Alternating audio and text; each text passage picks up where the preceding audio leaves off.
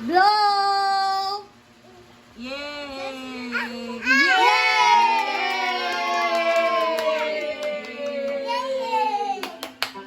Dahil dyan, gusto din ni Dos mag-blow, tsaka ni Kayong Te. Ako din namin